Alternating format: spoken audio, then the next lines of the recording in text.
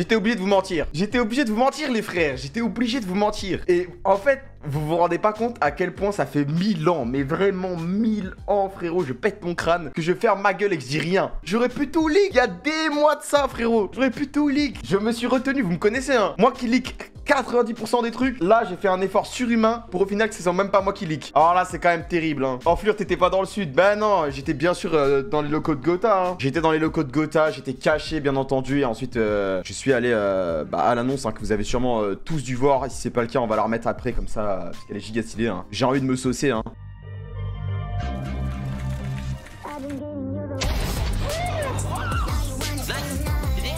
Le tir est mort, je crois. Ouais, trop t'as mon peur, là, t'es à des balles. Un monstre. Ouais, c'est un monstre. Un V2. C'est un monstre, gros. Ouais. Il y a encore un tout, il y a encore un tout. T'as une grosse péchie. La sonde encore.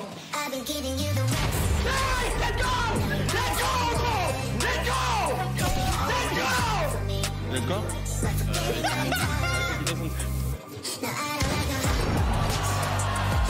Solo, Unicop, un V9. Oh, ça peut totalement basculer le classement. Et la balle de récupérer Unicop, il assure de quitter les parties en blanc. Allez, boum. Bravo. Et le premier top 1.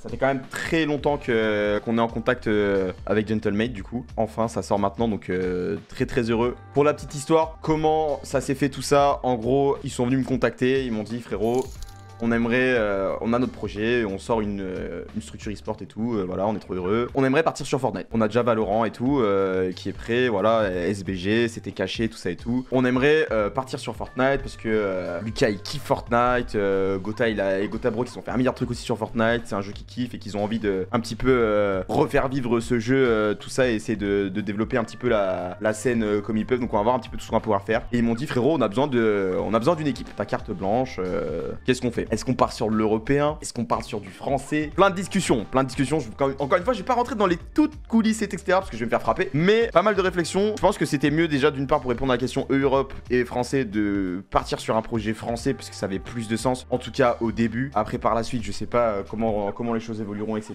Puis même pour les gens et tout qui vont arriver. Parce qu'en fait, là, le truc qui va se passer, c'est qu'il y a énormément de gens et sûrement là dans le live, énormément de gens qui vont arriver, qui vont découvrir soit Fortnite, la compétition, soit l'e-sport en général. Et c'est vrai que arriver avec des mecs qui parlent pas français, ça aurait été une galère complète de leur expliquer tout ça et je pense que c'est largement mieux des Français. Et puis même, on a la chance d'avoir de très gros joueurs en France, des joueurs qui nous font rêver depuis des saisons et des saisons. Malheureusement, ces derniers temps, la France galère un petit peu sur Fortnite, c'est-à-dire que on n'est plus à notre prime en termes de compétition comparé à l'époque, hein, à l'époque où vraiment on dominait de ouf. Pas vous mentir que c'est dans nos projets. En gros, on a pour cœur de vouloir rehausser le niveau français un maximum et essayer de changer les choses, hein, tout simplement, d'améliorer tout ça. Donc, j'ai pris, je pense, les meilleurs dans leur domaine. De toute façon, vous savez, c'était les mêmes qu'avant. Pour moi, je pense que dans mon ancienne équipe, il y avait un sentiment d'inachevé. On n'avait pas eu les cartes en main et puis même la façon dont ça s'est fini, etc. Je pense que il y a clairement moyen de faire des choses avec ces mecs-là. Enfin, en tout cas, moi, j'y crois. Crois dur comme fer, j'y croyais avant, j'y crois toujours. Donc, j'espère qu'on ira loin, quoi. En tout cas, on va tout faire pour. J'avoue, je comprends pas. Je croyais que t'étais plus pro sur Fortnite.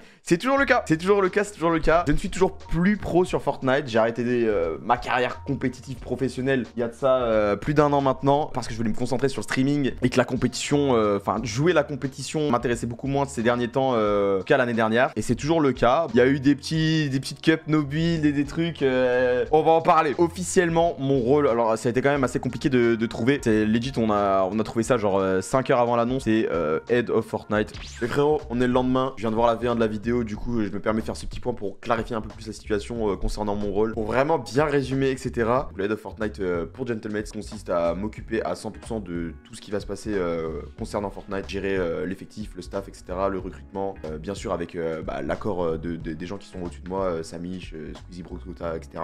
En parallèle, je casterai les compétitions majeures sur ma chaîne Twitch. Sûrement, du coup, accompagné de temps en temps de Gotha, Brooks, Squeezie. Ça dépendra de leur disponibilité, etc. Ou alors, si jamais il y a des cups Valorant, on verra si jamais ça se chevauche. ça risque d'être un peu bizarre. En parallèle encore, je vais très certainement jouer les compétitions no build. Alors je clarifie complètement la situation. Je ne joue plus les compétitions build depuis un moment en tant que professionnel. Je les joue pour mon plaisir de temps en temps. Là, je pense que je vais mettre ça un petit peu en pause et me concentrer vraiment sur les joueurs via les castes, etc. Par contre, les compétitions no build, je reprends entre guillemets du service, même si j'ai toujours fait les compétitions no build, etc. Et que c'est un truc que je kiffe. J'ai un très bon niveau dessus. Et puis voilà.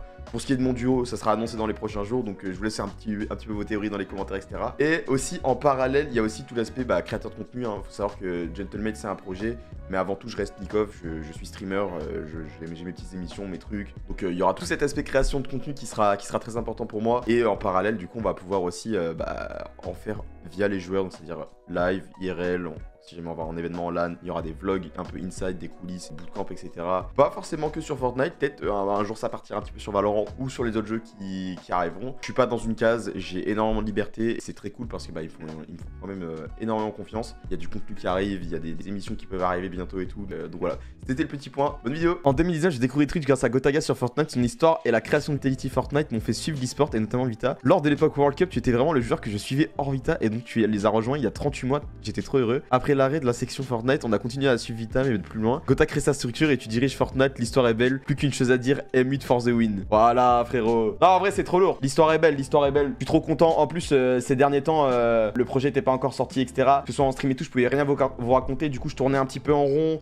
Moi il me faut, vous savez, il me faut un projet, il me faut un truc où genre je me mets à 1000% dedans et que je donne tout pour rendre fier les gens et essayer de donner le maximum de moi-même pour faire quelque chose de solide et que tout le monde soit content. Donc très heureux de retrouver enfin un projet et que vous soyez autant à suivre le délire et en fait c'est trop cool en vrai. Je suis trop excité à l'idée de faire plein de trucs là. Et du coup si Poda et Sneezy passent pas les prochaines demi par exemple, comment tu vas stream la finale vu que tu as dit que tu t'occupais de leur POV, tu reprends ton rôle de chez Vita. En gros ça c'est un truc un petit peu tricky et c'est un peu un truc tabou sur la scène. Actuellement nos joueurs seront en no restream, c'est-à-dire qu'on n'autorisera pas les gens, un peu à l'image de ce que font Solari avec leurs joueurs et ce qui est normal, on n'autorisera pas les gens à recast les POV de nos joueurs. On aura l'exclusivité pour ça. Je pense que tout le monde est d'accord pour dire que c'est normal et comme à l'image de Solari, tout le monde avait respecté la décision, on paye des joueurs, on les accompagne, etc. Maintenant, pas comme à l'image de Solari, nous on a un seul duo. C'est-à-dire que si demain Podasai et Sneezy font un retour lobby dans une game, c'est très chiant. Vous pouvez vous douter qu'en finale, s'ils font un retour lobby, on va pas regarder le lobby pendant une demi-heure. Donc je pense que pour ce qui est des grandes finales FNCS, on regardera la POV de Fortnite, c'est-à-dire celle où il y a un petit peu de délai et ça sera in-game pour la suite. Maintenant, pour ce qui est des autres cups, etc., si jamais des gens chauds à ce qu'on les recaste, si jamais Sneezy et Podasai malheureusement ne seront pas présents, Samish et du coup Gentlemate autorisent le fait que si des jeunes joueurs sans structure ou avec des structures mais qui ne loquent pas les joueurs, etc., ont l'envie d'être recastés et de gentiment donner leur POV, on ne se réserve le droit d'accepter leur volonté tout simplement. Donc bien sûr ça sera vraiment, c'est pour ça que je dis que c'est un peu tricky parce que en même temps on bloque nos joueurs et après on va prendre notre POV. Je précise bien que ça sera uniquement les gens qui seront volontaires et qui aimeraient peut-être avoir plus de visibilité. Je pense qu'il y aura quand même un petit peu deux écoles pour ça, les gens qui veulent vraiment que ce soit genre carré, non on a nos joueurs et puis on regarde zéro autre joueur, etc. Je rappelle que si nos joueurs on peut les regarder, on les regardera à 100%, il n'y aura pas d'autre délire. Par contre si jamais malheureusement ils n'arrivent pas à se qualifier à une cup ou qu'ils font un retour lobby et qu'on attend pendant une demi-heure, on verra pour combler tout ça. Sachant que bien sûr notre support ira tout droit vers Sneezy et Podasai qui sont nos joueurs. Donc voilà, donc je sais pas trop ce que vous en pensez de ça. C'est un petit peu tabou, c'est un petit peu complexe comme sujet. Il n'y a pas réellement de bonnes solutions ou de mauvaises solutions. Je pense qu'il faut laisser libre choix à la plupart des gens et tout simplement les laisser décider ce qu'ils veulent faire, quoi, tout simplement. Donc voilà. Pour ce qui est de la no build, en vrai ça dépend de moi. C'est-à-dire que là je peux leak, mais j'ai envie de faire un truc stylé pour annoncer des choses, mais j'ai la responsabilité. Si je peux leak, je leak. En gros, je vous leak un dixième. Il est possible que je joue les compétitions no build à venir. Alors vous allez dire ouais mais la compétition c'est du duo. Comment Sneezy et Podasai joueront ensemble en duo et moi j'aurai un autre duo. Je vous dis pas qui, je vous dis pas quoi, je vous dis pas quand. Vous verrez mais il y a moyen que ce soit solide. On vous fera de toute façon des petits trucs pour vous annoncer, etc. Je vais voir avec eux pour faire des petites vidéos, comment comme sur tout ça, etc. Mais voilà. Comment rejoindre alors comment ça? Tu veux rejoindre la structure? Faut savoir les gars que rejoindre la structure, à part si vous êtes un crack de Rocket League ou de n'importe quel jeu, vous n'allez pas rejoindre la structure. Enfin, c'est des joueurs pro quoi, tu vois. Maintenant, tout le monde est libre de devenir ultra de la structure, de soutenir les joueurs au maximum, soit sous les posts, d'aller liker, commenter, partager, donner de la force à 1 milliard à tous les joueurs, tous les staffs, tout le monde de créer une sorte de mouvement de ouf. Tout le monde est libre de rejoindre. Vous pouvez tous marquer M8 dans vos pseudos, c'est le but, hein. Faut qu'on soit une armée, faut qu'on conquérisse le monde, hein. Duo, Dwag, Big, Sneak Off. Ah putain, j'ai plus besoin de faire la vidéo maintenant. T'as niqué mon délire, hein. T'as niqué mon délire, hein.